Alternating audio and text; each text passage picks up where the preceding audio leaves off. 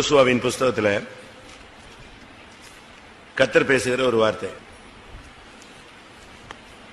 7ஆம் அதிகாரம் 9-10 கானானியரும் 10-11 சாரி. அப்பொழுது கர்த்தர் யோசுவாவை நோக்கி, எழுந்திரு, நீ இப்படி முகங்குப்புற விழுந்து கிடக்கிறது என்ன? இஸ்ரவேலர் பாவம் செய்தார்கள், நான் அவர்களுக்கு கட்டளையிட்ட என் உடன்படிக்கையை மீறினார்கள், சாபத்தீடானதில் எடுத்துக்கொண்டதும் களவு செய்ததும் வஞ்சித்ததும் தங்கள் பண்டம்பாடிகளுக்குள்ளே வைத்ததும் உண்டே. இங்கே நான் பார்க்கும் பொழுது கர்த்தர் சொல்ற ஒரு வார்த்தை, நீ முகங்குப்புற விழுந்து கிடக்கிறது என்ன? இஸ்ரவேலர்கள் பாவம் செய்தார்கள். இங்கே சொல்லப்பட்ட வார்த்தை ஒரே ஒரு தவறு தான். ஒரு தவறு தான் ஒரு பெரிய பெரும் பாதகத்தை என்ன செஞ்சது? அவனுக்கு மாத்திரமல்ல, அந்த முழு இஸ்ரவேலுக்கும் சுமார் 6 லட்சம் புருஷர்களுக்கும் ஒரு பெரிய தோல்வியை கொண்டு வந்தது எந்த இடம் தான்? ஒரே ஒரு காரியம் தான், ஒரு சின்ன காரியம் தான் ஒரு பெரிய தோல்வியை கொண்டு வந்து விட்டாது. இந்த டேம்ல ஒரு சின்ன கசிவு இருந்தா போதும், அது எதை உடைச்சிரும்? டேம உடைச்சிரும். நீங்க தொட்டியில பாருங்க, ஒரு வெடிப்பு இருக்கட்டும், ஒரு குறிக்கப்பட்ட நேரத்துக்கு பிறகு அந்த தொட்டியில் என்ன இருக்காது? இருக்கிற பொருள் இருக்காது. என் ஜனங்கள் 2 தீமைகளை தெரிந்து கொண்டார்கள். ஒன்று, வெடிப்புள்ள தொட்டிகளை தெரிந்து கொண்டார். வெடிப்புள்ள தொட்டியை வச்சு என்ன பிரயோஜனம்? அது தூக்கிட்டு அலைஞ்சு என்ன பிரயோஜனம்? ஊத்த ஊத்த ஊத்த ஊத்த அது நெஞ்சிட்டே இருக்கும், வேஸ்ட் தான். அதுபோல ஒரு சின்ன தவறு யோசுவாவின் புஸ்தகத்தில் ஆகானுடைய தவறு நமக்கு எல்லாருக்கும் தெரிஞ்ச ஒரு நபர், நம்ம கூட பிறந்தவங்க மாதிரி அடிக்கடி எல்லா சுத்திரி கூட்டத்திலையும் வருவான். நம்ம சபையில மட்டும் இல்ல, எல்லா சபையிலையும் வருவாங்க. ஆனா இன்னைக்கு அவனை வேற வியூல பார்க்கலாம். ஒரு தவறுனால எவ்வளவு விளைவு, அதை நம்ம இப்ப பார்க்க போறோம். யோசுவா 6ஆம் அதிகாரம் 18-19. இது தேவனுடைய கட்டளை யோசுவா மூலமாய் வெளிப்பட்டது. வாசி. சாபத்தீடானதில் ஏதாகிலும் எடுத்துக் கொள்கிறதுனாலே நீங்கள் சாபத்தீடாகாதபடிக்கும், இஸ்ரவேல் பாளையத்தை சாபத்தீடாக்கி அதை கலங்க பண்ணாதபடிக்கும் நீங்கள் சாபத்தீடானதற்கு மாத்திரம் எச்சரிக்கையாயிருங்கள். சகல வெள்ளியும் பொன்னும் வெண்கலத்தினாலும் இரும்பினாலும் செய்யப்பட்ட பாத்திரங்களும் கர்த்தருக்கு பரிசுத்தமானவைகள், அவைகள் கர்த்தரின் பொக்கிஷத்தில் சேரும் என்றான். இது எரியோவை டச் பண்றதுக்கு முன்னால கர்த்தர் சொல்லுகிற ஒரு கட்டளை யோசுவா மூலமா வெளிப்பட்டது. சாபத்தீடானதில் நீங்கள் எடுத்துக்கொண்டு நீங்கள் என்ன செய்யக்கூடாது? நீங்கள் சாபத்தீடாக ஆகக்கூடாது. ஒன்று. 2வது, இஸ்ரவேலின் பாளையத்தை சாபத்தீடாக மாற்றக்கூடாது. 3வது, அதை கலங்க பண்ண கூடாது. இதுல எச்சரிக்கையா. அடுத்து, சகல பொன்னோ வெள்ளியோ ஏதாவது கிடைச்சா அது கர்த்தருடைய பொக்கிஷத்துல என்ன செய்யணும்? சேரணும். இதுதான் கட்டளை. சாபத்திடானதை எடுத்துறாத, எடுத்தா நீ சாபம் ஆயிடுவ. அடுத்து இஸ்ரவேலை என்ன செய்வ? சாபத்தீடாக்குவாய். அடுத்து முழு இஸ்ரவேலை என்ன செய்வ? கலங்க பண்ணுவாய். அதான் நிலவரம். இன்னொன்னு, அப்படி ஏதாவது உனக்கு அங்க கிடைச்சது அப்படின்னா நீ அதை எங்க கொண்டு போய் சேர்க்கணும்? கர்த்தருடைய பொக்கிஷத்துல போய் சேர்க்கணும்.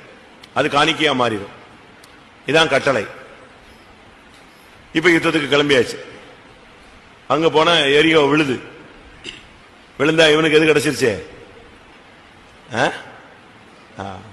இவனுக்கு அருமையான ஒரு பாபிலோனிய சால்வை கிடைத்தது. அடுத்து பொன் பாலம் கிடைச்சது, வெள்ளி சேக்கல் கிடைத்தது. ஃபர்ஸ்ட் பாயிண்ட்லயே இவன் கீழே விழுந்துட்டான். ஒரே ஒரு தவறு தான். இந்த 3 ஒரே வீட்டில் கிடைச்சது. 3 எடுத்து வீட்டில் கொண்டு வந்தான்.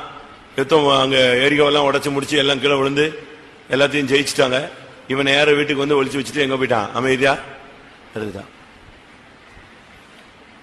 ஒரே ஒரு காரியம் தான். அவன் விபச்சாரம் பண்ணல, வேசித்தனம் பண்ணல, யாரையும் கொலை பண்ணல, எதுவுமே பண்ணல. அவன் செஞ்சது என்னது? எடுத்து வச்சான். ஆனா இது ஸ்டார்டிங். இதனுடைய விருட்சம் என்ன தன்மையில எவ்வளவு குறைகள் இதுல பெருகி வருதுன்னு பாருங்க. முதலாவது கர்த்தருடைய கட்டளையை மீறுவது, பிரமாணத்தை மீறுவது பாவம். ஒரு ஊழியக்காரனோ ஒரு நடத்திப்புக்காரர்களோ ஒரு பிரமாணத்தை சொன்னா அதை மீறுறது பாவம். ஸ்கூலுக்கு கூட பாருங்க, ஒரு யூனிஃபார்ம் வச்சிருக்கிறான், டைமிங் வச்சிருக்கிறான், ரூல்ஸ் அண்ட் ரெகுலேஷன்ஸ் இருக்கா இல்லையா? இருக்கா இல்லையா? கம்பெனிகளுக்கு ரூல்ஸ் அண்ட் ரெகுலேஷன்ஸ் இருக்கு. நம்முடைய சர்ச்சையை நம்ம வந்து ரிஜிஸ்டர் பண்ணிருக்கோம்,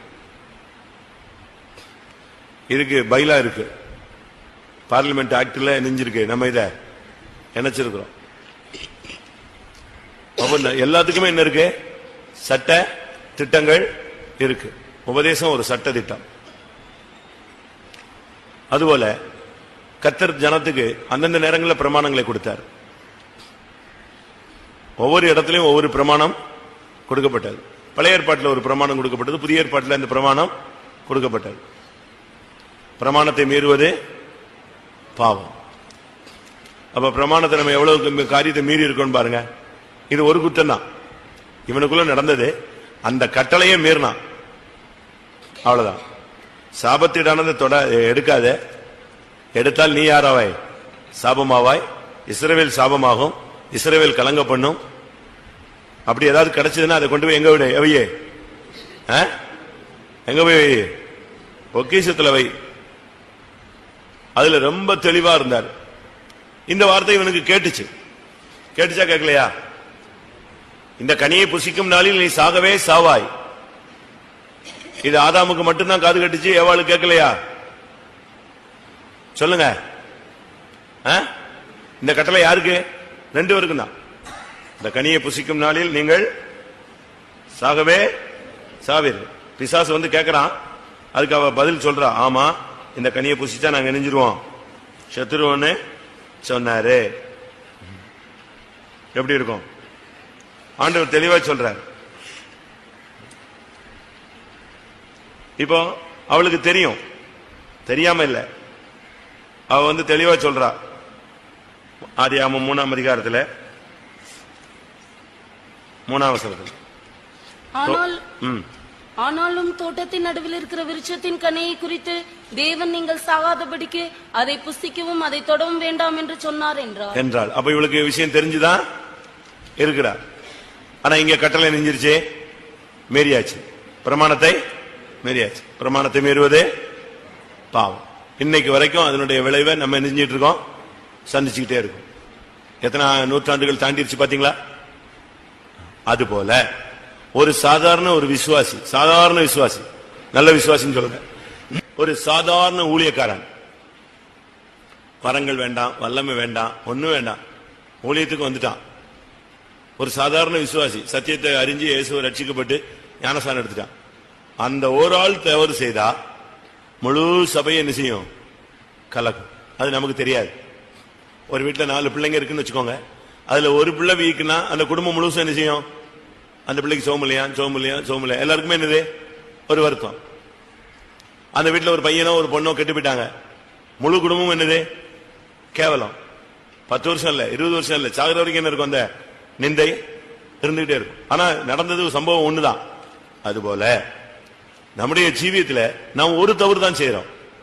புத்தி இல்லாம செஞ்சிடலாம், அறியாமையில செஞ்சிடலாம், துணிகரமா செஞ்சிடலாம், ஏதோ சூழ்நிலையில சிக்கி செஞ்சிடலாம். ஆனா அதனுடைய விளைவு என்ன? இந்த ஒரு தவறுனால உள்ள விளைவு ஒரு 15 விளைவு இருக்கு பைபிள். இந்த ஒரு தவறு இவன் செஞ்சதுக்கு அதனுடைய விளைவு என்ன? 15-18 காரியங்களுக்கு மேல இருக்கு. நான் சும்மா சிம்பிளா உங்களுக்கு சொல்றேன். ஃபர்ஸ்ட், இவன் சாபமாயிட்டான். ஒரு தவறு செய்யும் பொழுது நீ யாரா மாறுகிறாய்? சரிதானா? நீங்கள் சாபத்தீடாகாதபடி ஃபர்ஸ்ட் இவன் சாபமாயிட்டான். நீ இந்த சபைக்கு இல்லாவிட்டா உன்னுடைய குடும்பத்துக்கு நீ ஆசீர்வாதமா இருக்கியா? சாபத்தீடாக இருக்கிற. ஃபர்ஸ்ட் பாயிண்ட் கட்டளையை மீறுவது, பிரமாணத்தை மீறுவது பாவம், தெரிஞ்சும் தவறு செய்வது. எபிரேயர்ல சொல்லி இருக்கிறது, ஒருவன் சத்தியத்தை அறியும் அறிவை அடைந்த பின்பு அவன் மனப்பூர்வமாய் பாவம் செய்தால், எபிரேயர் 10:26-27 சத்தியத்தை அறியும் அறிவை அடைந்த பின்பு நாம் மனப்பூர்வமாய் பாவம் செய்கிறவர்களாய் இருந்தால் பாவங்களின் நிமித்தம் செலுத்தத்தக்க வேறொரு பலி இனி இராமல் நியாய தீர்ப்பு வரும் என்று பயத்தோட எதிர்பார்க்குதலும் விரோதிகளை பட்சிக்கும் கோபாக்கினியுமே இருக்கும். அப்ப இதுல இருந்து என்ன விளங்குகிறோம்? சத்தியத்தை அறியும் அறிவு அடைந்த பின்பு நீ மனப்பூர்வமா என்ன செய்யக்கூடாது? பாவம் செஞ்சினா இன்னொரு ட்ரிப் இயேசு வந்து பலியில சிலுவையில தொங்க மாட்டாரு, ஜட்ஜ்மெண்ட் தான். இப்ப இவன் தெரிஞ்ச அந்த பிரமாணத்தை மீறினான். அந்த ஒரு தவறு செஞ்சதுனால ஃபர்ஸ்ட் இவனுடைய பாதிப்பு என்னன்னா, இவன் சாபமாய் மாறுகிறான். நமக்கு அப்படி நம்ம சபையில சாபமா இருக்குமா ஆசீர்வாதமா இருக்குமா? உன் குடும்பத்துக்கு நீ ஆசீர்வாதமா சாபமா? உன் குடும்பத்துக்கு நீ குழப்பவாதியா, நீ குடும்பத்துக்கு இளைப்பாறுதலை கொடுக்கிற நபரா? ஊழியத்துல நீங்க ஒரு சாபக்கல்லா இருக்கீங்களா? எப்படின்னு யோசிச்சு பாருங்க. ஃபர்ஸ்ட் இவன் சாபத்திடான். இரண்டாவது இதனுடைய எஃபெக்ட் குடும்பம் சாபமாய் மாறுகிறது, இல்லாவிட்டால் இஸ்ரேல் சபை சாபமாய் மாறுகிறது. சாபத்தீடானதில் ஏதாகிலும் நீ எடுத்துக்கொள்ளுகிறதினால் நீ சாபத்தீடாகிறாய். இரண்டாவது இஸ்ரவேலின் பாளையத்தை நீ என்ன செய்கிறாய்? சாபத்தீடாய். நீங்க நினைக்கிறீங்க ஒரு ஆள் தவறு செஞ்சா சபையினுடைய வளர்ச்சி அடிபட்டுரும். அது நம்ம கண்ணுக்கு தெரியாது, நம்ம கண்ணுக்கு அது என்ன செய்யாது, தென்படாது, புலப்படாது, நம்முடைய அறிவுக்கு அது புலப்படாது. ஆனா சபையினுடைய எழுப்புதல் என்ன செய்யும்? தடைபடும். என்னாகமம் 12ஆம் அதிகாரத்தில் ஆரோனும் மிரியாமும் மோசேக்கு விரோதமாய் பேசினார்கள். அது தேவனுடைய பார்வையிலே குற்றமாக இருந்தது. தேவன் மிரியாமை நியாயம் தீர்த்தார். நியாயம் தீர்த்தது மாத்திரமல்ல, என்னாகமம் 12:14 பார்க்கும் பொழுது, கர்த்தர் மோசேயை நோக்கி, அவள் தகப்பன் அவள் முகத்திலே காரி துப்பினதுண்டானால் அவள் 7 நாள் வெட்கப்பட வேண்டாமோ? அது போலவே அவள் 7 நாள் பாளையத்துக்கு புறம்பே விலக்கப்பட்டிருந்து பின்பு சேர்த்துக் கொள்ளப்பட கடவுள் என்றார். சரி, 7 நாள் அவளை பாளையத்துக்கு புறம்பே இருக்க சொல்லிட்டார். அடுத்த வசனம், அப்படியே மிரியாம் 7 நாள் பாளையத்துக்கு புறம்பே விலக்கப்பட்டிருந்தால் மிரியாம் சேர்த்துக் கொள்ளப்பட மட்டும் ஜனங்கள் பிரயாணம் பண்ணாதிருந்தார்கள். அப்படின்னா என்ன அர்த்தம்? இஸ்ரவேலின் பிரயாணங்கிறது ஒரு பெரிய முக்கியமானது. அடிமைத்தனத்திலிருந்து கானானுக்கு போகக்கூடிய ஒரு தன்மை. ஆனா இந்த போய்கிட்டு இருக்கும் போது எத்தனை நாள் பிரேக் ஆகுது? 7 நாள் பிரேக் ஆகிறதுக்கு காரணம் யாரு? யாரு? மிரியாம். மோசேக்கு விரோதமா பேசின குற்றத்துக்காக அவளுக்கு ஜட்ஜ்மெண்ட் மாத்திரமல்ல, அந்த ஜட்ஜ்மெண்ட் கொடுத்து அந்த ஜட்ஜ்மெண்ட் முடிகிற வரைக்கும் சபை என்ன செய்யல, பிரயாணம் போகல. இஸ்ரவேலின் கானானை நோக்கி அவங்க பயணப்படுறது நின்று போயிடுச்சு. இப்ப நம்முடைய சபையில ஒரு ஞாயிற்றுக்கிழமை 200 பேர் கூடுறாங்கன்னு வச்சுக்கோங்களேன். 200 பேரும் தவறு செய்யறாங்கன்னு வச்சுக்கோங்க. ஒரு ஆளுக்கு 7 நாள்னு வச்சுக்கோங்க. என்னாச்சு சபை? சொல்லுங்க. 1400 நாள் என்ன செய்யும்? 3 வருஷம் சபை இப்படி கிடக்கும். திருப்பி இந்த 200 பேர் தப்பு செஞ்சானா இப்படி போய் நம்ம பார்த்த உடனே பரியாசம் மாதிரி ஒரு வசனம் சொல்றது என்னது? நாங்க என்ன சொல்றோம் தெரியுமா? வந்து பாருன்னு சொல்றோம். அப்படிதான் பேசிட்டு இருக்கோம். நான் எதுக்கு இதை சொல்றேன்னா, நம்முடைய ஒரு தவறு ஒன்னே சாபத்தீடாக்குறது மாத்திரமல்ல, சபையவே என்ன செஞ்சிருது? சாபத்தீடாக்கு. அது நீங்க விளங்கி கொண்டு நீங்க நினைக்கலாம் யாரோ ஒரு சரிய சாதாரண ஆளு, நீங்க நம்மால என்ன ஆக போகுது? ஒன்னாலதான் பிரச்சனையே. ஒரு ஆள் தவறு செய்யும் பொழுது நீ சாபத்தீடாகிறது ஒரு பகுதி, அது நீ செஞ்ச தப்புக்கு அடி வாங்குற. ஆனா சபையும் சேர்ந்து என்ன செய்யுது? பாதிக்கப்படுது. யாக்கோபு சொல்றான், தன்னுடைய பிள்ளைகள் போய் எல்லாரையும் வெட்டிட்டு வந்தவனே சொல்றான், என்னுடைய வாசனையே நீங்க நெஞ்சிட்டீங்க, கெடுத்து போட்டீங்க, எனக்கு இருக்கிற நல்ல பேரெல்லாம் கெடுத்துட்டீங்களே, என்ன இவ்வளவு அசிங்கப்படுத்திட்டீங்களேன்னு சொல்றான். எவ்வளவு துக்கம். அதனால நம்முடைய ஜீவியத்தின் மூலமாக, நம்முடைய ஊழியங்களின் மூலமாக நாம் சாபத்தீடாக மாறக்கூடாது, சபையவே சாபத்தீடாக மாற்ற. ஒரு சிலர் சொல்றாங்கல்ல, இப்ப இவன் இருக்கிற சபைக்கு நம்ம போக முடியாது, இந்த ஆள அந்த சபையில இருக்கான், ஐயோ அந்த சபைக்கு நான் வரல. அப்ப இவனை பத்தி என்ன சாட்சி இருக்கு? நீ சபைக்கு ஒரு சாபத்தீடாய் மாறக்கூடாது. அடுத்ததாக அதை கலங்க பண்ணாதபடி சபைக்கு நீ ஒரு கலக்கவாதியாக இருக்கக்கூடாது. சபை என்ன செய்யக்கூடாது?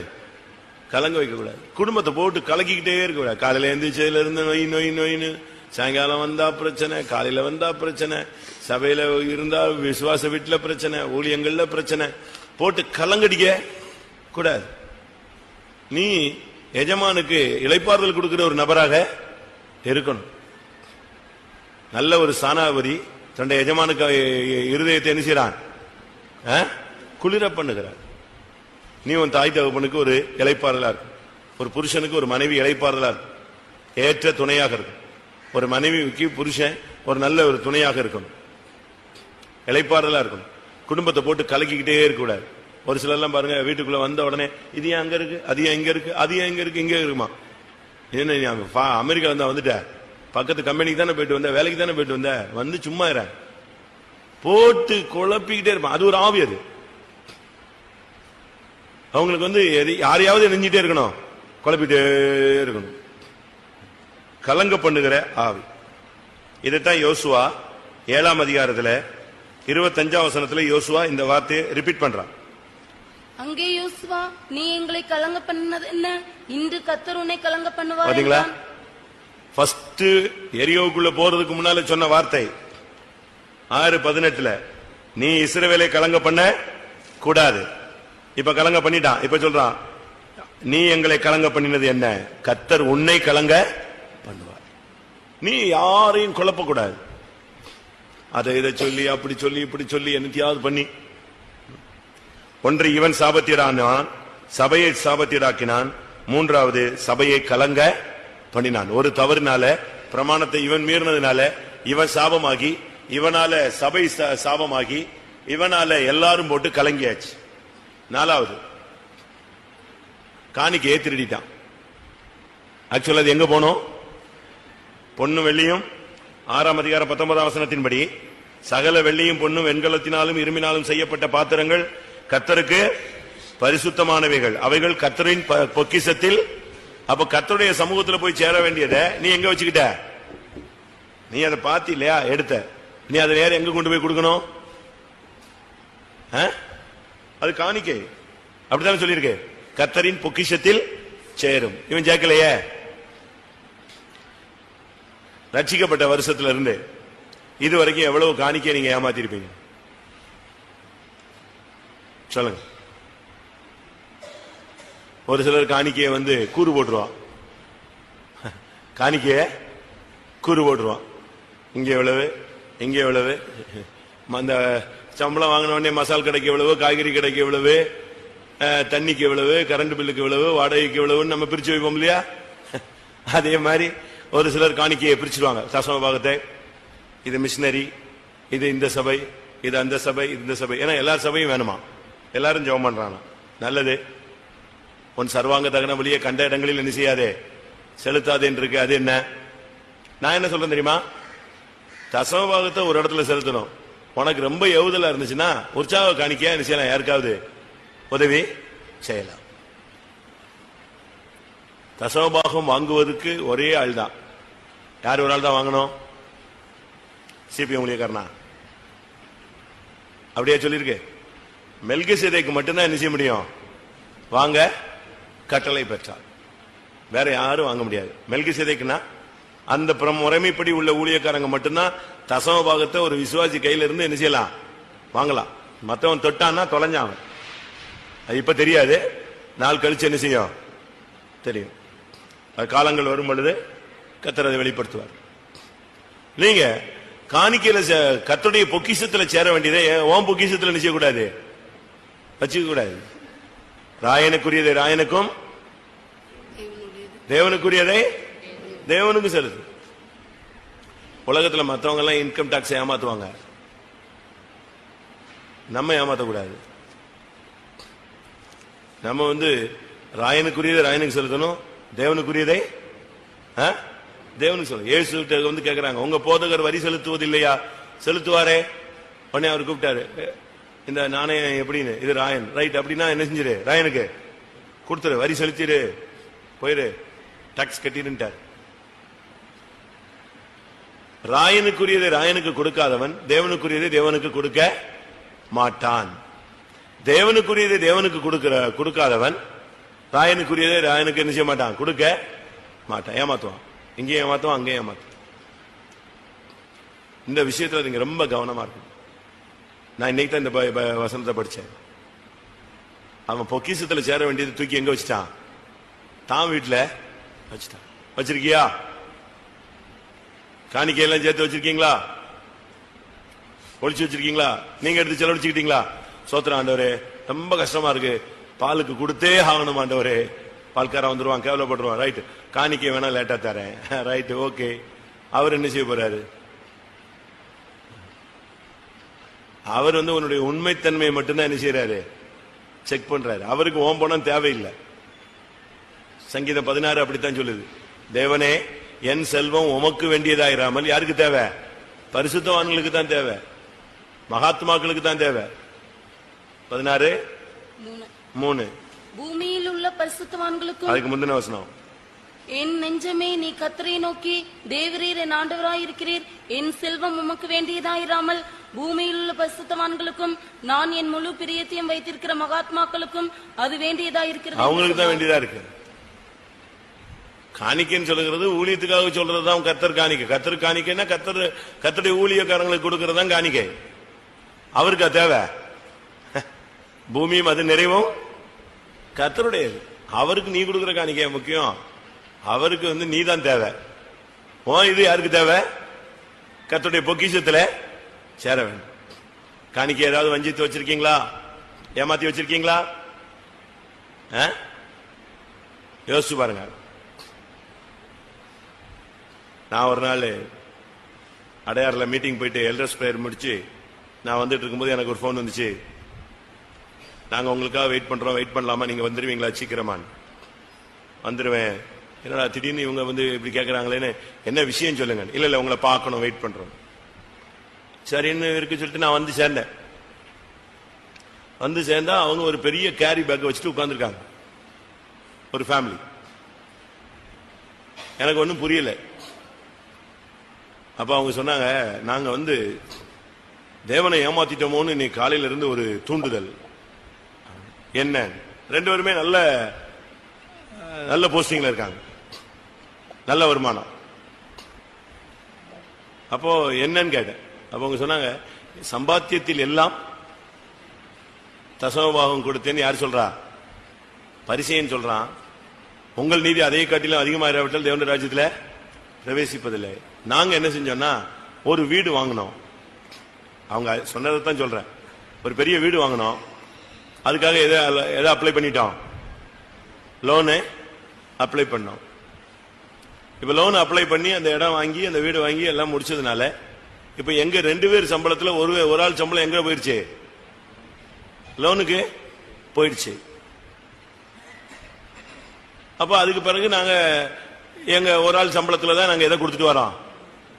தசமபாகத்தை கொடுத்துட்டு வந்தோம். ஏன்னா அவருக்கு சம்பளம் கம்மியா தான் வரும், கொஞ்சம் தான் வரும், அதுல கொடுத்தோம். ஆனா மத்தது எங்க போயிடுச்சு?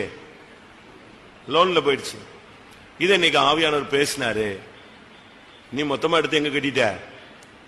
உன் வருமானம் ஃபுல்லா எங்க தான் போயிட்டு இருக்கு? லோனுக்கு தான் போய்கிட்டு இருக்கு.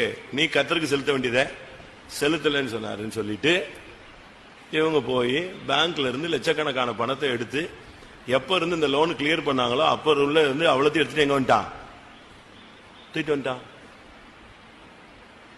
நான் சொன்னேன், இப்ப என்ன பண்ண? இல்ல இது போனாதான், இது கையில இருந்து கொடுத்தாதான் என்னது பூரண சமாதானமே வரும்.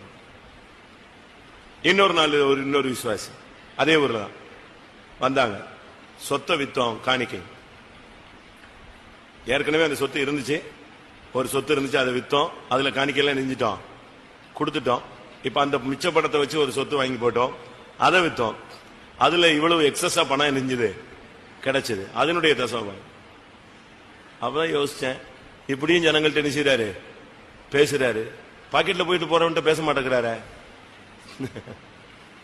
இவன் பாட்டுக்கு எடுத்து இந்த ஆகான மாதிரி எடுத்து எங்க வச்சுக்கிட்டு போயிட்டான். ஆகான் செய்ய வேண்டியது அது எங்க சேர்க்க வேண்டியது? கர்த்தரின் பொக்கிஷத்துல சேர்க்க வேண்டியது. நீங்க பாருங்க, நம்ம ஆளுங்க காணிக்க கொடுத்ததுல ஒரு சிலர் சொல்லுவாங்க, நான் அவ்வளவு காணிக்க கொடுத்தேன், இவ்வளவு காணிக்க கொடுத்தேன், அப்படி இப்படிமாங்க புத்தி இல்லாம. திருப்பதி கோயில்ல எப்படி போடுறான் பாத்தீங்களா காணிக்க? படிச்சிருக்கீங்களா? யோசிச்சு பாருங்க, எப்படி காணிக்க போடுறான். நம்மள மாதிரி 1100 ரூபாய் சம்பளம்னா 110 ரூபாய் கொண்டு போட்டு போறானா? அவன் கொட்டுறான் பாருங்க, வைடூரியம், ரத்தனம், தங்க கிரீடங்கள், எப்படிலாம் செய்யறான் விக்கிரகத்துல. அவ்வளவு ஷார்ப்பா இருக்காங்க காணிக்க விஷயத்துல. நம்ம அப்படி இருக்கோமா? கர்த்தருடைய பொக்கிஷத்துல சேரும் என்று ஆண்டவர் தெளிவா யோசுவா மூலமா சொன்னதையே இவன் பாட்டுக்கு எடுத்து கொண்டு போய் எங்க வச்சுட்டு வந்துட்டான்? வீட்டுல. கர்த்தருடைய பொக்கிஷத்துல சேர வேண்டியதை கர்த்தருடைய பொக்கிஷத்துல நீ போய் என்ன செய்யணும்? சேர்க்கணும். கர்த்தருடைய பொக்கிஷத்துல சேர்க்க வேண்டியதை நீ சேர்க்கலன்னு சொன்னா உனக்கு தான் நஷ்டம். நீ சம்பாதிச்சதல்ல, நீ சம்பாதிச்சதல்ல, அவன் சம்பாதிச்சதா? எரியோ உடைச்சது யாரு? கர்த்தர்ல உடைச்சாரு. நீ போய் ஈஸியா சுலபமா தூக்கிட்டு எல்லாத்தையும் கொண்டு வந்து வீட்டுல வச்சுக்கிட்ட. செய்யக்கூடாது. ரொம்ப கவனமா இருக்கும். பாஸ்டர் கேசி வரைக்கும் தூத்துக்குடி வந்த போது தூத்துக்குடியில பேண்ட் செட் வாசிப்பாங்க. உங்களுக்கு தெரியும், பழைய டீம் எல்லாம் என்ன செய்வாங்க? பேண்ட் செட் வாசிப்பாங்க. அந்த டீம் அப்படியே இதாயிடுச்சு. இப்ப கொஞ்சம் பேர் அடிச்சுட்டு இருப்பான். அவங்க சந்ததியும் அவங்க அப்படியே ஒதுங்கிட்டாங்க. வயசாயிடுச்சு, அவங்க எல்லாம் செத்து விட்டாங்க. அப்படி இப்படி. அதனால இந்த பேண்ட் செட், அந்த மியூசிக் வாத்தியங்கள் எல்லாம் எங்க கிடந்துச்சு? பைத்தம்ல அங்கங்க கிடந்துச்சு. அதை பராமரிக்க இல்லாம அதை வாசிக்க தெரிஞ்சவங்க எங்க கொண்டு போயிட்டான்? வீட்டுக்கு கொண்டு போயிட்டான். பாஸ்டர் வந்தாரு, நான் முந்தி வந்திருக்கிறேனே, இப்படி இருந்துச்சு, இதெல்லாம் எங்க போச்சுன்னா அவங்க எடுத்தாங்க, இவங்க எடுத்தாங்க. ஒரு அனௌன்ஸ்மெண்ட், கோயில்ல உள்ளதை எங்க கொண்டு வந்து வச்சிரு, கோயில்ல கொண்டு வந்து வை. அது யூஸ் ஆகுதோ அது யூஸ் ஆகாம போகுதோ அதை பத்தி நீ கவலைப்படாத. கர்த்தருடைய பொக்கிஷத்துல உள்ளதை என்ன செஞ்சிரு. இன்னும் ஒரு சிலர் தான் கொடுத்த காணிக்கையை ரொம்ப பயங்கரமா பேசுவாங்க. இந்த ஹாலில் இருக்கிற ஃபேன் எல்லாம் யார் தான் வாங்கி போட்டா? நான் தான் வாங்கி போட்டேன். சொல்லிட்டா என்ன அர்த்தம் சொல்லுங்க? நீ செஞ்ச நன்மையை சொல்லிட்டேன்னா என்ன அர்த்தம் சொல்லுங்க? பைபிள் என்ன சொல்லுது? அதனுடைய பலனை இவ்வுலகத்தில் நீ அடைந்து தீர்ந்தாயிற்று. பாஸ்டர் கேசி வரைக்கும் ஒரு இடத்துக்கு போன உடனே ஒருத்தர் வந்து இன்ட்ரோடியூஸ் பண்ணாராம், பேசிக்கிட்டே இருந்தாராம். கடைசியில் சொல்லிட்டாராம், இந்த ஹாலில் இருக்கிற ஃபேன்லாம் பாஸ்டர் நான் தான் வாங்கி போட்டேன் அப்படின்னாரு. அவர் சொல்லியிருக்காரு, இப்பமே அவுத்துட்டு போயிரு. எத்தனை ஃபேன் போட்டியோ இப்பமே நெஞ்சிரு, களத்து ஆளை கூப்பிட்டு களத்து அவன் கையில கொடு, தூக்கிட்டு ஓடு. நீ வேணவே வேணாம். எப்படி இருக்கும்? அவர் திருப்பி அந்த விசுவாசி நடுங்கி ஆடி மன்னிப்பு கேட்டு களத்திரேன்ட்டார். இன்னைக்கு இல்லைன்னா நீ சாகிற வரைக்கும் என்னைக்காவது ஒரு நாள் நெஞ்சிருவ, திருப்பியும் சொல்லிடுவேன், நீ தூக்கிட்டு ஓடு, ஃபேன் எல்லாம் கலத்திட்டு ஓடு. ஃபேனே இல்லாம நாங்க ஆராதிக்க எங்களுக்கு என்ன உண்டு? நீங்க அப்படி யாராவது சொல்லிருக்கீங்களா? ஃபேன் வாங்கி கொடுத்தேன், கார் வாங்கி கொடுத்தேன், டூ வீலர் வாங்கி கொடுத்தேன். இன்னைக்கே போய் அங்க எங்க நினைச்சுன்னா எடுத்துட்டு போயிரு. உண்மையா? ஏன்னா அது அக்செப்ட் ஆகாது. அது கர்த்தருடைய பொக்கிஷத்துல சேரல. இன்னும் உன் பொக்கிஷத்துக்குள்ள உன் மைண்ட்ல தான் என்ன செய்யுது இருக்கு. இருக்கா? அப்படி சொல்றீங்களா? இந்த கோழி வந்து 2.25 ரூபாய்க்கு முட்டையை போட்டுட்டு வீட்டுக்கு மேல நின்று ஒரு 3 மணி நேரம் கத்தும். பாத்திருக்கீங்களா? போட்டது என்னது? 2.25 3 ரூபாயா? அப்ப கொஞ்சம் கூடிடுச்சு. ஆனா கத்துறது ஒரு 3 மணி நேரம் என்ன செய்யும்? கூரைக்கு மேல ஏறி நின்று கோ கோ கோன்னு புட்டிச்சு கத்திட்டு இருக்கும். அதே மாதிரி நீ ஏதோ ஒரு ஃபேனை வாங்கி கொடுத்துட்டு இன்னொரு 40 வருஷத்துக்கு நான் ஃபேன் வாங்கி கொடுத்தேன், ஃபேன் வாங்கி கொடுத்தேன், ஃபேன் வாங்கி கொடுத்தேன்னா என்ன கதை? வெளியே சொல்லக்கூடாது. பைபிள் அப்படித்தான் சொல்லுது. வலது கை கொடுப்பதை இடது கை அறியக்கூடாது. அப்படின்னு என்ன அர்த்தம்? என்ன கூட கூடாது. 2 கை சேர்த்தா தானே என்ன முடியும்? சர்ட்னு என்ன முடியும்? யோசிச்சு பாருங்க. காணிக்கை விஷயத்துல ரொம்ப கவனமா இருக்கணும். காயின் விழுந்து போன இடமே இதுதான், காயின் தான். இதெல்லாம் காணிக்கையில தான் காயின் விழுந்தான். அந்த காயின் இந்த காயின்ல தான் விழுந்துச்சு. அதனால ரொம்ப கவனம். இவன் கர்த்தருடைய பொக்கிஷத்துல சேர வேண்டியதை தன்னுடைய வீட்டுக்கு கொண்டு போனான். அடுத்ததாக யோசுவா 7:1 சொல்லி இருக்கிறது, துரோகம் பண்ணினான். இஸ்ரவேல் புத்திரர் சாபத்தீடானதிலே துரோகம் பண்ணினார்கள். துரோகம் பண்ணினார்கள். ஒரு குறைய எவ்வளவு வளர்ச்சி அடையுதுன்னு பாருங்க.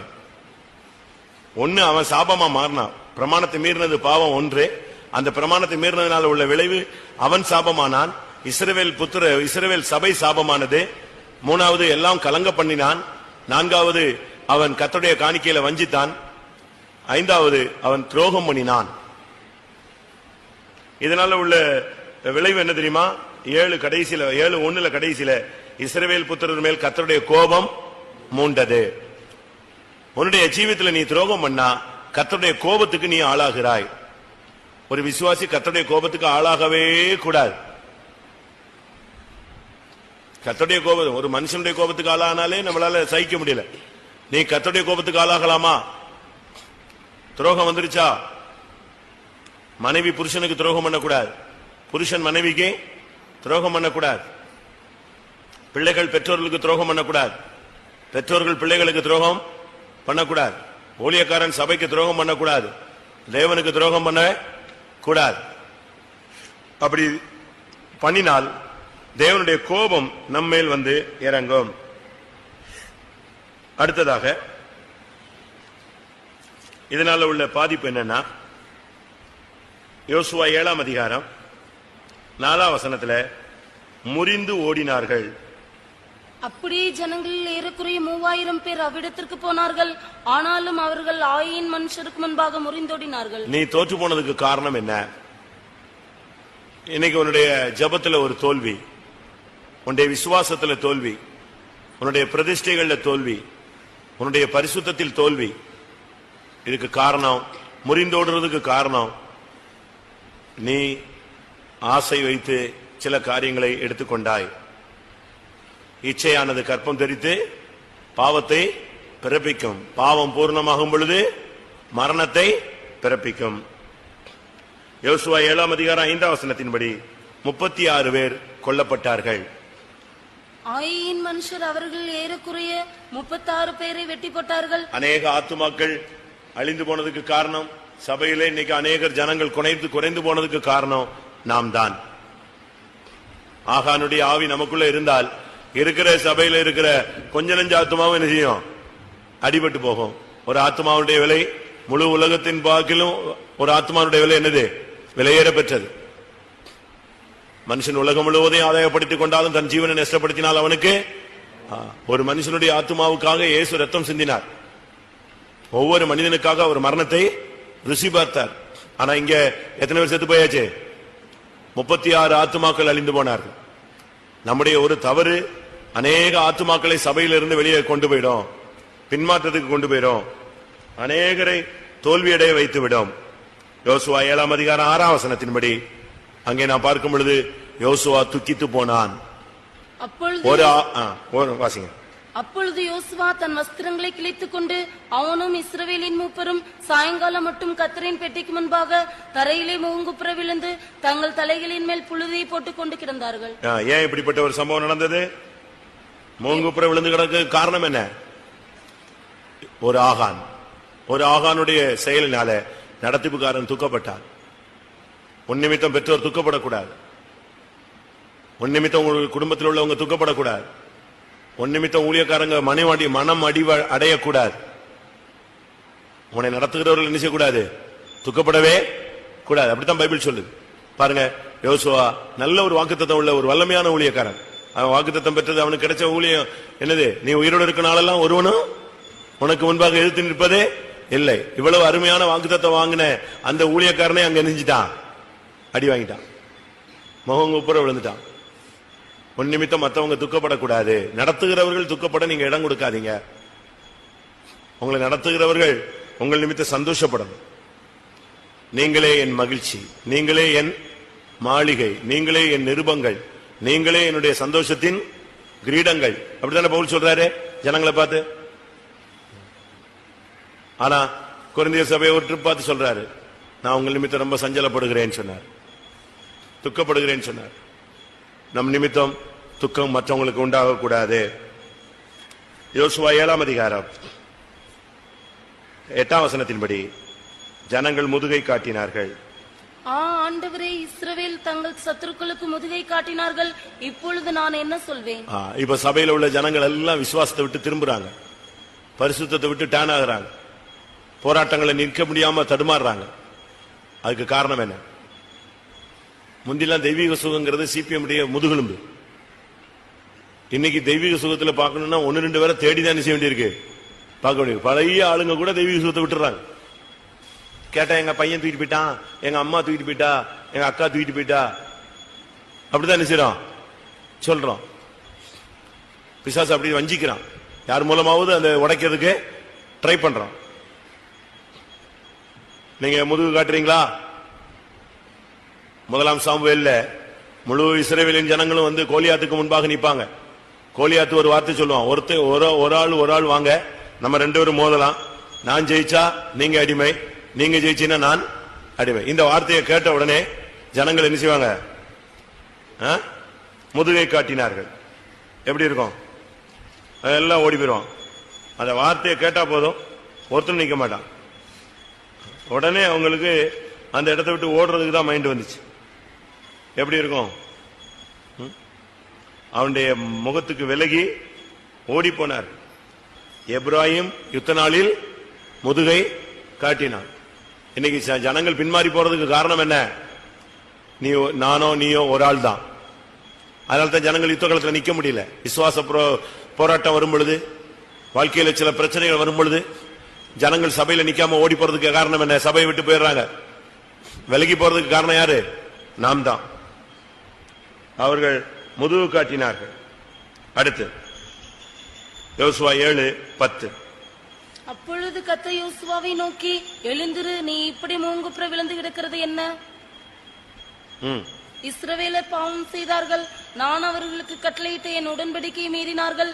சாபத்தீடானதில் எடுத்துக்கொண்டதும், களவு செய்ததும், வஞ்சித்ததும், தங்கள் பண்டம்பாடிகளுக்குள்ளே வைத்ததும் உண்டே. பாத்தீங்களா இங்க நடந்தது என்ன? இஸ்ரவேலர் பாவம் செய்தார்கள். அடுத்து அவர்கள் கட்டளையிட்ட நான் கட்டளையிட்ட என் உடன்படிக்கையை எத்தனை பிரதிஷ்டையை உடைச்சிருக்கீங்க பாருங்க. எத்தனை உடன்படிக்கையை மீறி இருப்பீங்க? எத்தனை வார்த்தையை மீறி இருப்பீங்க? சொல்லுங்க, யோசிச்சு பாருங்க. எவ்வளவு பாவம்! உடன்படிக்கையை மீறுவது எவ்வளவு கொரிய குற்றம்! பைபிள் படிப்பேங்கிறீங்க, பைபிள் தான் படிக்க மாட்டேங்கிறீங்க. வேத வாசிக்கல, உபவாசிக்கல, ஜபிக்கல.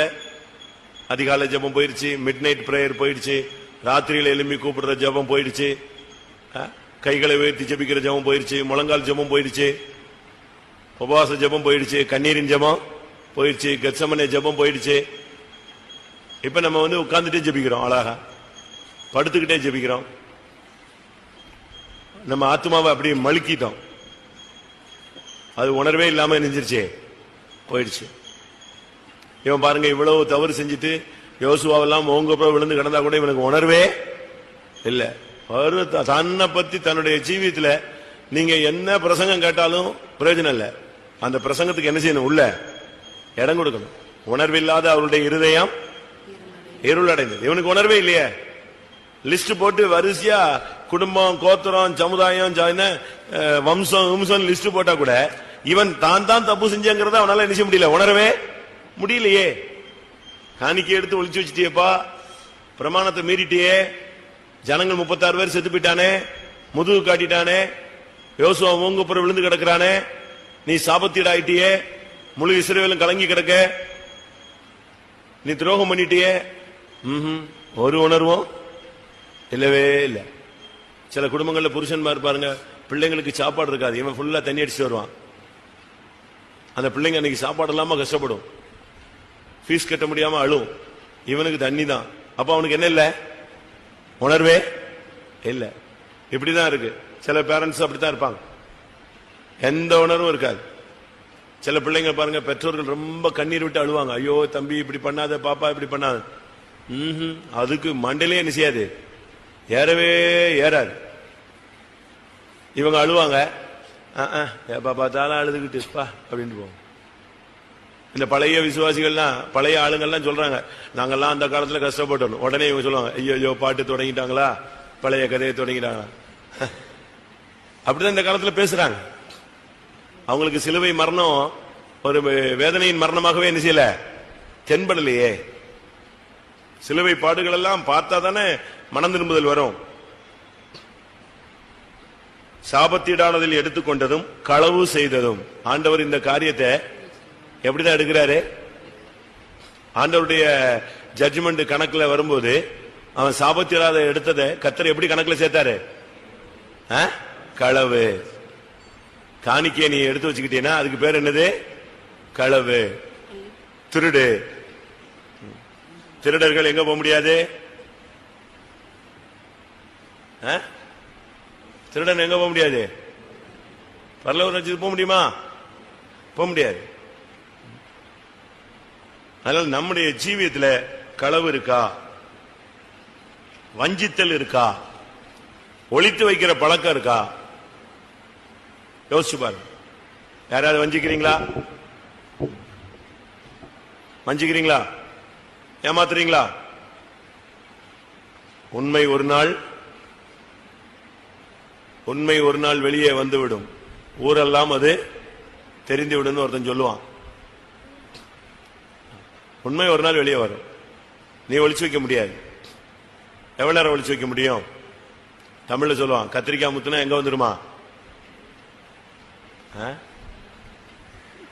கத்திரிக்காய் முத்துனா எங்க வந்துடும்? கடத்தெருவுக்கு வந்துருமா? வந்துடும், மார்க்கெட்டுக்கு வந்துடும். அது பிறகு தோட்டக்காரன் நல்லா முத்திக்கோன்னு சொல்லி எங்க வைக்க மாட்டான்? தோட்டத்தில் வைக்க முடியாது. திருப்பி அவன் எதுக்கு விளைய வச்சான்? அது பக்குவம் வந்துச்சா எங்க வந்துடும்? வந்துடும். அது நீ களவு செய்றியா? வஞ்சிக்கிறியா? ஏமாத்தாத. விசுவாசி ஏமாத்தக்கூடாது, வஞ்சிக்க கூடாது. அடுத்து, பண்டம்பாடிகளிலே ஒளித்து வைத்தார்கள். நம்முடைய ஜீவியத்தில் இவைகள் இருக்கக்கூடாது. யோசுவா 7:15 இது மதிகேடான காரியம் என்று சொல்லி இருக்கிறது. அப்பொழுது சாபத்தீடானதை எடுத்தவனாய் கண்டுபிடிக்கப்படுகிறவன் கர்த்தரின் உடன்படிக்கையை மீறி இஸ்ரவேலிலே மதிகேடான காரியத்தை செய்தபடியினால் அவனும் அவனுக்குள்ள யாவும் அக்னியில் சுட்டெரிக்கப்பட கடவது என்றார். இஸ்ரவேலிலே அவன் மதிகேடான காரியத்தை செய்தான். இது ரொம்ப ஞானமான காரியம் அல்ல. நம்ம சில தவறு செஞ்சுட்டு அழகா மறைச்சிருவோம். அது என்னது? பெரிய ஞானமா நினைச்சுக்கோம். பரவாயில்ல, அதை மறைச்சிட்டோம், இதை மறைச்சிட்டோம், யாருக்கும் தெரியாது அப்படின்னு. ஆனா நீ நினைக்கிற அப்படி. ஆனா பைபிள் என்ன சொல்லுது? அது மதிகேடான காரியம். அடுத்து, இவனுடைய தவறுனால ஜனங்களுடைய இருதயம் எல்லாம் கரைஞ்சு போயிடுச்சு. யோசுவா 7:5. ஆயின் மனுஷர் அவர்கள் ஏறக்குறைய 36 பேரை வெட்டி போட்டார்கள். பட்னவாசலின் வெளி துவக்கி செபாரி மட்டும் அவர்களை துரத்தி மலையிறக்கத்திலே அவர்களை வெட்டினார்கள். ஜனங்களின் இருதயம் கரைந்து தண்ணீராய் போயிற்று. ஜனங்களின் இருதயம் கரைந்து தண்ணீராய் போயிற்று. ஒருத்தனுக்குமே ஒரு நம்பிக்கை இல்லை. என்ன ஆகும், எப்படி ஆகும், என்ன நிச்சயம் இல்லாத ஒரு தன்மை. நீங்க அப்படிப்பட்ட நிலவரத்தை உண்டு பண்ணிருக்கீங்களா? எல்லாருக்கும் முழு இஸ்ரவேலையும் கலங்க பண்ணினான். இதுதான் ஆகானுடைய தன்மை. எத்தனை பாயிண்ட் வந்துச்சு? பாயிண்ட் போட்டு எழுதுனீங்களா யாராவது? 10 14? ஒவ்வொருத்தருக்கும் ஒவ்வொரு மாதிரி கணக்கு வரும். ஏன்னா உங்களுக்கு டச் பண்ணதான் எழுதி வச்சிருப்பீங்க, டச் பண்ணாதான் எழுத மாட்டீங்க. அப்படித்தானே? சரி, ஆகான் ஒரு நபர், ஒரு தவறு, ஆனால் அதனுடைய விளைவு பாத்தீங்களா? என்னைக்கோ நீ செஞ்சிடலாம் ஒரு சின்ன தவறு, அதனுடைய விளைவு எப்படி இருக்கும் தெரியுமா? ஊழியத்தில் கூட சில காரியங்களை நாம் அறியாமல் புரியாமல் சில காரியங்களை நிச்சயம் பிரமாணங்களை மீறிடுறோம். அதனுடைய பாதிப்பு அநேக ஊழியர்களுக்கு இருக்கு. சில காரியங்களை பிரமாணத்தை மீறி ஊழியர்கள் செய்யும் பொழுது அந்த ஊழியக்காரங்களுக்கு பாதிப்பு கடைசி வரைக்கும் என்ன செய்யுது இருக்கு. அதுபோல விசுவாசிகள் சில பாதிப்புகள், சில குறைகளுக்கு இடம் கொடுக்கும் பொழுது அது அவங்களுடைய வாழ்க்கையில கடைசி வரைக்கும் அந்த பாதிப்பு என்ன செய்யுது இருக்கு. எனக்கு நல்லா தெரியும். இன்னைக்கும் இப்போ உள்ள காலங்கள்ல ஒரு ஆக்சிடென்ட்னா உடனே காலெல்லாம் ஒட்டி அழகா என்ன செஞ்சிடறான், சரிப்படுத்திடுறான். ஆனா தேவ கோபாக்கினில பாதிக்கப்பட்டவங்களுக்கு இன்னும் சிலருக்கு சரியான சுகமே கிடைக்கல. ஒரு விசுவாசி பையன் பின்மாறிட்டான், ரொம்ப பின்மாறிட்டான். ரொம்ப பின்மாறிட்டான்னு என்ன, தண்ணி அடிக்கிற அளவுக்கு போயிட்டான். கல்யாணம் கட்டியாச்சு, வேலையெல்லாம் விட்டுட்டான், அவனுக்கு தண்ணி தான் முக்கியம். நான் ஒரு நாள் வீட்டுக்கு போறேன், என்கிட்ட வம்பு இழுக்கிறான். வம்புனா ரொம்ப வம்பு. என்னைய பரிசோதிக்கிறான். நீ பழைய துறையா இருக்கியா இல்லையாங்கிறத செக் பண்றான் அவன். எப்படி இருக்கும்? நான் நொந்து நூலாகி போயிட்டேன். என்னடா இவன்ட்ட மாட்டிக்கிட்டோமே. அவன் அண்ணன் வீட்டுல விசிட் பண்ணியாச்சு. அவங்க நல்ல விசுவாசி. இவன் வீட்டுல விசிட் பண்ணி ஜெபிச்சிட்டேன். சரி போடா நீ. இவன் அடுத்து அவங்க அக்கா வீட்டுக்கு போனா பின்னாலேயே வரான்.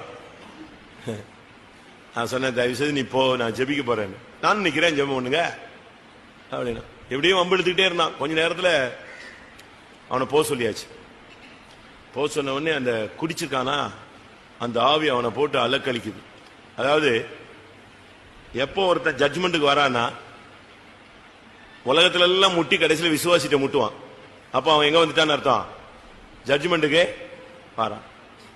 அதே போல சுத்தி சுத்தி சுத்தி கடைசியில் ஊழியக்காரத்தை முட்டுவான். அப்ப எங்க வந்து நிக்கிறான்னு அர்த்தம்? ஜட்ஜ்மெண்ட்டுக்கு வரான். தமிழ்ல சொல்லுவான், ஆட்டை கடிச்சு மாட்டை கடிச்சு மனுஷனை கடிக்க வரான்னா அவன் இங்க வந்து முட்டுறான்னு அர்த்தம். நான் 2 வீலர்ல போயிருக்கேன்.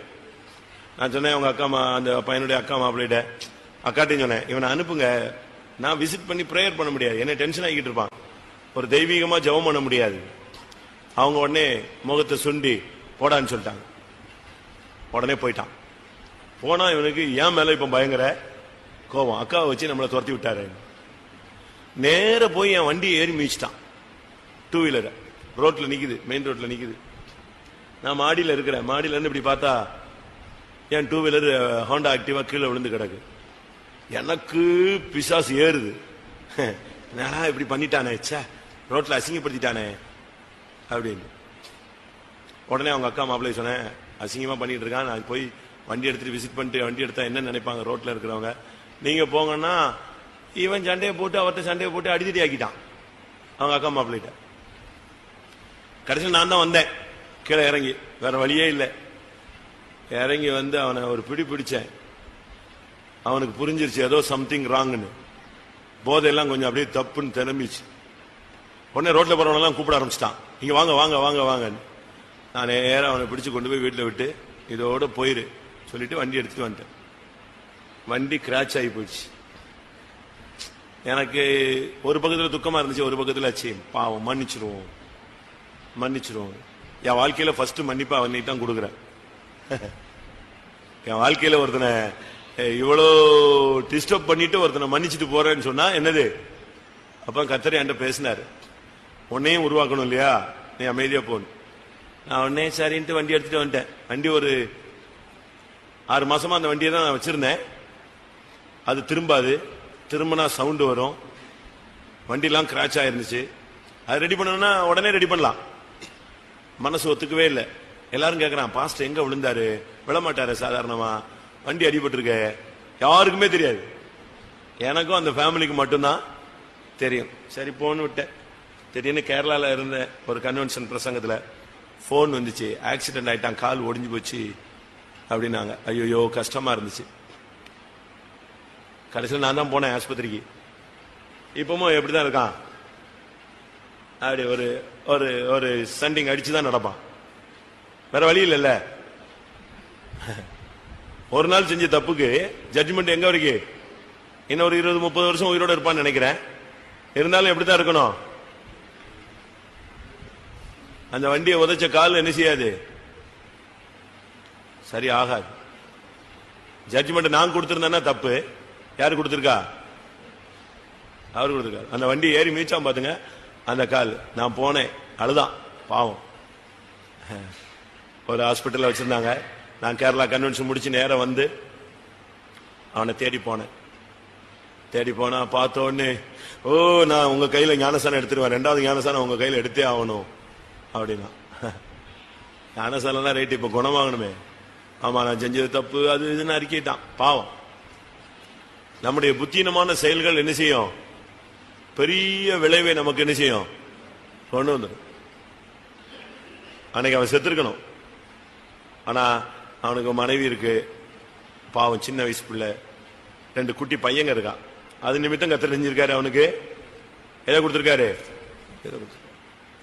நீ செய்யற ஒரு தவறு ஒரு பெரிய பின்விளைவை கொண்டு வரும். நீ நினைக்கிறது ஒரு சாதாரண வண்டியை தானே அப்படின்னு தான் நினைக்கிறோம். ஒரு சின்ன காரியம் தானே அப்படின்னு நினைக்கிறோம். ஒரு 100 ரூபா தானே நம்ம காணிக்க கொடுக்கல அப்படின்னு நினைக்கிறோம். ஆனா கொஞ்சத்தில் நீ உண்மையா இருந்தால் உனக்கு திறந்த வாசலை கர்த்தர் கட்டளையிடுவார். கொஞ்ச நேரம் ஒப்பு கொடுத்து ஜெபம் பண்ணுவோம். கர்த்தாவே, நான் என்னுடைய சபைக்கோ குடும்பத்துக்கோ நான் ஒரு சாபத்தீடா இருக்கக்கூடாது. ஒரு ஆகான் 36 ஆத்துமா அழிவு. நடத்திப்புக்காரன் முகங்குப்புற விழுந்து கிடந்தான். ஜனங்கள் முதுகை காட்டினார்கள். ஒரு பெரிய தோல்வி, ஒரு பெரிய அவமானம். ஆண்டவருடைய நாமம் கேள்வி கேட்கப்பட்டது. ஜனங்களுடைய இருதயம் கரைந்து போயிற்று. மதிகேடான காரியம் செய்தான். கர்த்தருடைய பொக்கிஷத்தில் சேர வேண்டியதை தன் வீட்டில் கொண்டு போய் ஒளித்து வைத்துக் கொண்டான். இன்னொன்னு, இதுல இன்னும் 3 பாயிண்ட் இருக்கு, அதையும் சொல்லிடுறேன். அவன் 3 காரியத்தை எடுத்து ஒளிச்சு வச்சான். என்னது? பாபிலோனிய சால்வை, 2வது 200 வெள்ளி, அடுத்து பொன் பாலம். இது எதை காண்பிக்கிறது? பாபிலோனிய சால்வை. பாபிலோன்னா குழப்பம், இல்லாவிட்ட நவ நாகரீகம். சால்வைங்கிறது வைராக்கியம். உலக வைராக்கியம் உனக்கு இருக்கக்கூடாது. மாம்சீக வைராக்கியம் இருக்கக்கூடாது. அதை வீட்டுக்குள்ள என்ன செய்யக்கூடாது? ஒளிச்சு வைக்கக்கூடாது. பாபிலோனிய சால்வை ஒளிச்சு வச்சுட்டான். நமக்குள்ள மாம்சீக வைராக்கியம் ராபோஜன் எடுத்துட்ட பிறகு அந்த மாம்சீக வைராக்கியம் என்ன செய்யக்கூடாது? இருக்கக்கூடாது. இவன் எங்க போய் ஒளிச்சு வச்சுட்டான்? அவன் சொல்றான், என் வீட்டில் நடுவில் அது என்ன செய்யப்பட்டிருக்கிறது? புதைத்து வைக்கப்படும். உன் இருதயத்தின் ஆழத்துல இந்த மாம்சீக வைராக்கியத்தை புதைச்சு வைக்க கூடாது. ராபோஜன் எடுப்பாங்க, அடுத்த ராபோஜன் எடுப்பாங்க. ஆனா அவங்ககிட்ட போய் அந்த ஆளை பத்தி கேளுங்க, உடனே என்ன சொல்லுவாங்க? அவன் மோசமான ஆளுங்க, எனக்கே அப்படி பண்ணிட்டான். ஆனா மன்னிப்பு கேட்டாச்சு, ஒப்புரவாயாச்சு, ராபோஜன் எடுத்தாச்சு. திரும்ப அப்ப உனக்குள்ள என்ன செய்தது? அந்த மாம்சீக வைராக்கியம் ஒளிச்சு வச்சிருக்கீங்களா? 1. 2வது, வெள்ளி நம்பிக்கையை காட்டுகிறது. உனக்குள்ள தேவன் பேர்ல தான் நம்பிக்கை இருக்கணும். மனுஷன் மேல என்ன செய்யக்கூடாது? நம்பிக்கை வைக்க கூடாது. பிரபுக்களை நம்புகிறதை பார்க்கிலும் கர்த்தர் மேல் பற்றுதலா இருப்பதே நலம். மனுஷன் மேல நம்பிக்கை வைக்காத. இந்த விசுவாச வாழ்க்கையில வந்த பிறகு நீ மனுஷன் மேல நம்பிக்கை வைக்க கூடாது. மாம்சமானவன் உனக்கு என்ன செய்வான்? 3வது, பொன். அது விசுவாசத்தை காண்பிக்கிறது. ஆனா இவன் எடுத்து என்ன செஞ்சிட்டான்? அதை ஒளிச்சு வச்சுட்டான். உன்னுடைய விசுவாச ஜீவியத்தை நீ எடுத்து யூஸ் பண்ணணும். கிரியை இல்லாத விசுவாசம் செத்தது. நீ போய் தான் ஒளிச்சு வச்சிட்டிய. அதுக்கு என்ன இல்ல? அந்த பொன்பாலத்தினால கிரியையே இல்ல, எந்த யூஸ் இல்ல. கிரியை இல்லாத கிரிய விசுவாசமானது கிரியைகளோடு கூட முயற்சி செய்து பூர்ணப்படுகிறது என்று காண்கிறோம். கிரியை இல்லாத விசுவாசம் செத்து போன விசுவாசத்தை வச்சுக்கிட்டு இருக்காது. உள்ள ஒளிச்சு வைக்காத. விசுவாச ஜீவியத்தை நீ நடைமுறைப்படுத்து. எல்லாரும் கண்களை மூடுவோம். ஒரு 10 நிமிடம் ஆண்டவருடைய சமூகத்தில் நம்மை தாழ்த்தி ஒப்பு கொடுக்கலாம். கர்த்தாவே, என்னுடைய ஒரே பாயிண்ட், சாபத்திடா நீங்க சபையில இருக்காது. நான் இந்த ஊழியத்துக்கு சாபத்திடா இருந்தா நான் ஊழியம் செஞ்சு என்ன பிரயோஜனம்? ஜிப்பா போட்டு என்ன பிரயோஜனம்? நீங்க உங்க குடும்பத்துக்கு ஒரு சாபமா இருந்தா அந்த குடும்பத்துக்கு என்ன பிரயோஜனம்? இந்த சபைக்கு நீ ஒரு சாபத்திடா இருந்தா என்ன பிரயோஜனம்? கர்த்தாவே, உம்முடைய பிரமாணத்தை நான் மீறின இடங்களுக்காக மன்னிப்பு கேட்கிறேன். எல்லாரும் வாயை திறந்து கேட்கலாமே. அல்லேலூயா. சில நிமிடங்கள் கர்த்தருடைய பாதத்தில் நாம் விழுவோம், தாழ்த்தி ஒப்பு கொடுப்போம். ஆமென். அல்லேலூயா. கொஞ்ச நேரத்தை நீங்கள் பயன்படுத்திக் கொள்ளுங்க. ஒரே ஒரு தவறு ஒரு பெரிய விழுகையை அவனுக்குள் கொண்டு வந்தது. எத்தனை பேர் ஒத்துக்கொள்ளுகிறீர்கள்? கர்த்தாவே, நான் பிரமாணத்தை மீறினேன். என் குடும்பத்துக்கு நானே ஒரு சாபமாய் மாறினேன். என் சபையின் ஆசீர்வாதத்துக்கு நானே ஒரு தடைக்கல்லாய் மாறி போனேன். தேவரீர் மன்னியும். என் நிமித்தம் தான் என் குடும்பத்தில் பிரச்சனை. என் நிமித்தம் தான் குடும்பத்தில் கலக்கம். என்னுடைய பேச்சு தான் சரியில்லை. என்னுடைய கிரியைகள் தான் சரியில்லை. என்னுடைய நடவடிக்கைகள் தான் சரியில்லை. தேவரீர், நான் தான் என் குடும்பத்துக்கு ஒரு தடையாக இருந்து விட்டேன். தேவரீர் என்னை மன்னியும்.